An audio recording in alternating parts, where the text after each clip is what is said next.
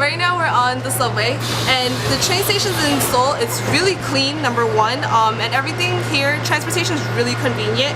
What you need to have is basically a little T-Money card like this, where you can actually swipe in and out, check in and out, and it goes by station. So how far you travel is how much you pay.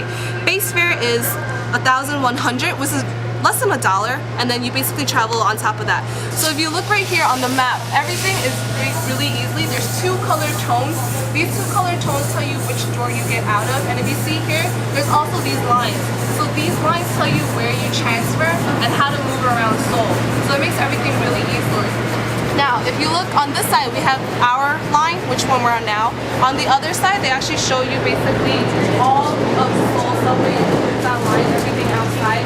So it makes it really easy to just travel around, and because it's in 3-4 different languages, which includes English, Korean, Chinese, and Japanese, it makes traveling a lot easier. So if you're coming here just for 3 days, use the subway because number one, it's cheap, it's really efficient, everyone uses it, even if you're rich, you're poor, you're on the subway, okay?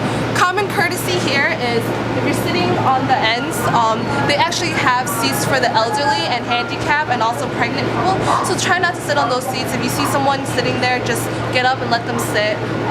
But the culture here is really different. People don't really get up for the elderly to sit or anyone who's pregnant, so it might be a little bit of a culture shock for a lot of people. You'll get used to it over time. Another culture shock is basically when you're on the train and you're trying to get out. Right now it's not packed, so you can't tell, but people will push you out of the way just to get through. It happens all the time, so be ready for that. And one other thing that I do want to point out is that you will find people selling things on the train, and a lot of people do buy it. So if you do see something you like, don't feel embarrassed, just go ahead and make a purchase. But that's it for our Seoul subway guide.